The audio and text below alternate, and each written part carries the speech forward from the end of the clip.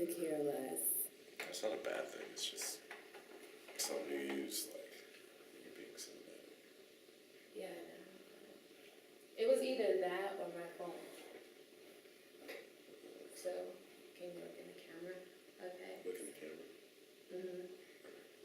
I'm gonna, can you tell me your name, your year, your major, and your position, please? Chris Conley. I'm a senior now as of January. I play wide receiver, and yeah.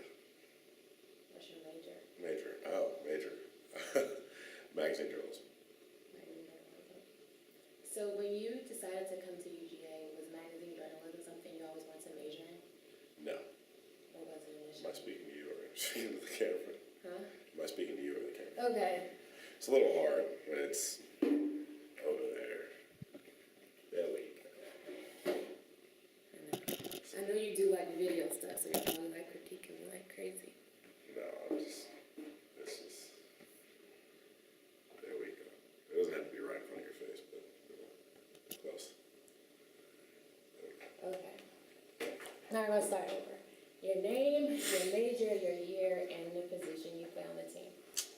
Chris Conley, magazine journalism major. I am a senior now, and I play wide receiver. Did you know that you always wanted to major in journalism? No, I did not. Coming out of high school, I didn't know what I wanted to do, but I knew there were a lot of options here at the university, and so I decided that later when I decided journalism was what I was going to do. Did you have help along the way in deciding what major you wanted to enroll in? Yes, athletics provides an abundance of academic counseling and support, and going through that process and meeting with those people, they allowed me to express my interests and my strengths and weaknesses, and through that, I chose a major. So do they kind of steer you into a more lenient and less resistant major field, or is it kind of whatever you want to do? I don't think they steer. I don't think they steer you. I think the act of steering might come when someone literally puts no effort into what they want to do, or they don't choose a direction. Then they get steered when they're being, stagnant. But if someone comes in and they're driven, they know what they want to do, and they have an idea of what they enjoy doing, then they get that opportunity to choose their major. And we've had guys who have come in and who have done extremely difficult majors that have conflicted with the sport, and they've made it out just fine. Okay. Do you think that academically wise, before you enrolled, that was an issue before you came to UGA? For myself? Yeah, for yourself. Academics were never really an issue. My mom is a teacher. My dad is a retired military. And I didn't begin playing sports until high school because my parents wanted me to take care of academics. Middle school, I was a straight A student. High school, I was nearly a straight A student. Got 2 B's my junior year. Academics were never an issue. Test scores were never an issue for me, at least. Okay, so you feel you were able to compete with non-student athletes who were coming to UGA as well? I could. Okay. I just had a question. I totally forgot. Okay. Do you ever feel uncomfortable or nervous sitting in class with people who are non-students? I never do, but I think they feel nervous when they sit around me. I've had people sit in seats farther away from me. Always on the first day of class, I'm the only football student athlete in Grady, and I'm about to graduate, but every single time I come in class for the first time, I typically don't know everyone because I'm dealing with athletics all day, and they take classes and they do things extracurricularly. So people never sit near me. They typically will, get a little space. Everyone looks at me weird, like I'm in the wrong class. But I never had a problem with it.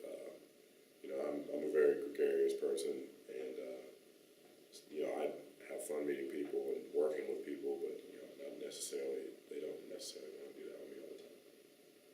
Do you think that it's hard to break the stereotype of athletes not being able to perform very well in classrooms? I think it's hard to break that stereotype until someone sees one of my test scores or until someone hears me get up and speak. There are some people who are great students who are extremely bright, but they can't speak in front of 10 people. I've been blessed with the ability and, the temperament that I can get up and speak in front of 10 people. I can get up and speak in front of 1,000 people and not miss a beat or not, get nervous or anything. And so the ability to communicate is one of the things that's made that easier. But I could see how if someone is not a big extroverted person or someone who is a big communicator, how it could be difficult to defeat those notions. How much of an importance would you say the athletic department puts on academic talents versus your athletic talents, and kind of more so the coaches? Academic support, they put a lot of emphasis on it because it's their job. They wouldn't be hired if you weren't making the grades. They wouldn't be hired if you're not eligible. So some of the people in the academic building could care less about your sport, honestly, because they believe that you're here to get your degree from the university. When it comes to coaches, it's the opposite. Not completely. They know that you want to get a degree, but their bread and butter, their job is from winning games. And so their emphasis is, are you eligible? Are you on track? Okay, now what are you doing to become better as a player? Have you ever had to deal with teachers or professors who are like that with you? Or have you ever witnessed that? I have.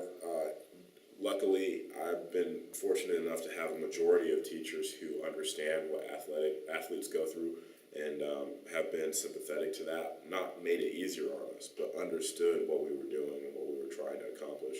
I've had a few teachers here and there who didn't get it, who would assign group projects and say, hey, you need to meet with your group, 2 or 3 times a week on these days, around this time, and I expressed to them that I can't do that. Okay, well then you can meet earlier in the day. I can't, I have class. Oh, well you can meet that night. No, I can't, I'll be still in practice.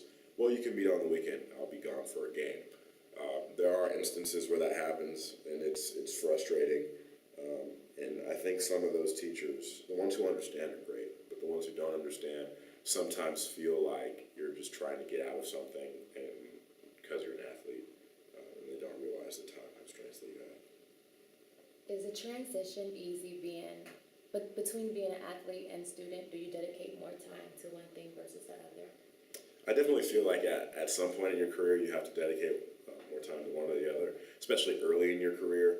Your freshman and sophomore year, you have a choice. Are you going to study really hard for the polls test that you have coming up that week, or are you going to learn the game plan and be ready to play? Because you haven't solidified your spot on the team yet. You haven't been solidified as the guy or a playmaker, but then you also haven't solidified your academics. And it's such a pivotal point in both of those careers, your academic and athletic career, that you sometimes have to make a choice. And I felt myself, my sophomore year or my freshman year, choosing on like a bi-weekly basis, okay, I got to really buckle down and focus on my academics and make sure my grades stay high. And then, another 2-week stint, I got to really get in the playbook. I got to really be, getting treatment. I got to really be staying after practice so I can accomplish what I want to accomplish athletically. The services that the academic services for athletes provide, do you feel that has a positive effect on your academic success, such as the mentoring and the tutoring and everything? I think it does. And I think that for a lot of our guys, even though while they're in it would point out the negatives or say, oh, I don't need this, when they leave, they realize how much of a benefit it was to them. A lot of these guys, unlike myself, I came from a really structured background where it was you're going to get this done before you do anything else. A lot of these guys don't come from that. They don't come from parents who would force them to make great grades. They don't come from a background where there was a set discipline when it came to their academics and that kind of support and help. And so when they get here, I think the biggest disconnect is they've been able to do whatever they want to do, and they get here and someone's telling them what to do. And there's a power struggle, there really is. And the guys who get it and who submit and they're like, okay, I'm going to do it right, they really succeed. And the guys who struggle and say, hey, I'm not going to do that, I'm going to do things my way, they struggle and they fall behind. But I think it's a huge benefit, and it's something that's needed, even though it might not always be wanted. Does the graduation rates and the APRs and the academic progress rates of other schools in your division motivate the team to perform well? I honestly think the guys on our team don't even know what other schools' academic rates are, and don't even know what other schools' graduation rates are. All we know is that we're the highest right now, which is really great because there are some really good academic schools here, but we really don't even focus on them. It's really just been us, and it's been kind of an internal thing. Do you think that all of your accomplishments in school and in the classroom motivate some of the other players to kind of follow that same path? I think it motivates some. It might intimidate others. I hope that it motivates them, and I try to give them a sense of, I'm just doing this for me. I'm not doing this to try to outdo you. I'm just doing this because this is what I do. And so hopefully it sparks some innovation and some creativity, some drive in some people. What's a typical day for you from the moment like you get up and then you go to bed? Well, typically we'll wake up in the morning. If I'm 100% healthy, which is not always the case, I'll get up, I'll get dressed, I'll go to breakfast, probably around 8 o'clock. If I'm, nursing an injury, I'll wake up at 7. I'll eat, and then I'll go to the training room, and I'll get treatment. After that, we'll start class around 9 o'clock. You'll be in class from about 9 to 1, or 9 to 12, or 9 to 1. Then you'll go to lunch. After that, you'll go to the facility. You'll be at the facility from just about 1:30 or 2 o'clock until 7:30 or 8 o'clock, depending on what you do after practice. If you stay behind and get extra work, if you stay behind and watch film, if you stay behind and get treatment, which I do all of those things, I'll get out of the building at about 8:30. And then I'll head home. After that, I'll get dinner, and I'll get to the room at about 9:30, 9-ish. And then we'll do homework, or if you're completely exhausted, you'll just fall asleep and wake up and do it again. Sounds fun. If you weren't a student athlete, would you have chosen your major journalism? I'm not sure. There's a lot of things that I like to do. And so there were a plethora of majors that I was trying to choose from. And really, journalism was just the one that came out on top. So I can't say that if I did it again, I would go the same route. There's so many things that I've learned about myself, even over the course of these 4 years, that I might have chosen something different if I could go back and do it again. I don't think that's dependent on me playing sports. It's just a personal preference. What do you plan to do with your degree after you graduate? Well, with my degree, there's a lot of things I plan to do after I graduate, but with my degree, I could either see myself working for a sports news company or being a color analyst or broadcaster with a sports network, speaking and staying near the sport, staying in, being an insider, bringing some insight and bringing into normal language what happens on the football field, because a lot of people think they know what's going on and they really have no idea. So I can see myself doing that. And then also with some of the mass media stuff that I've seen myself do throughout Grady, I could see myself trying to pursue film. I could see myself doing so many other things. So we don't know yet. Do you think that a lot of players get special treatment because they are players? And it In kind of academics? in academics, and it hinders them from performing well in the classroom? Not from what I've seen. I've seen a lot of guys struggle just because they may have thought they would get special treatment and they didn't, or just because of academics maybe not be their thing. I've seen guys who, because of their track record with academics, may have become, you know, one of the teacher's favorites or something, not necessarily getting preferential treatment, but the teacher really likes the guy because he works hard. I've seen that happen.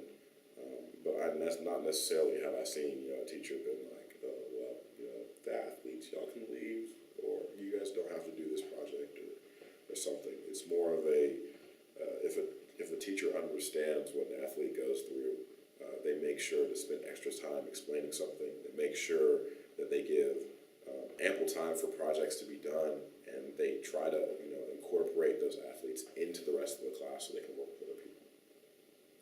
How did you prepare yourself to apply to Grady? As in, Cause like the essay and everything that you have to do. oh yeah, well, first off, it was making the grades on your core classes, and that's just, you know, doing what you have to do. And then the essay, actually, there's a writing center in academics, in the athletic academic center. Went there, met with the head of the writing lady a couple times. We wrote a couple drafts of something, and she said, hey, just, you know, take those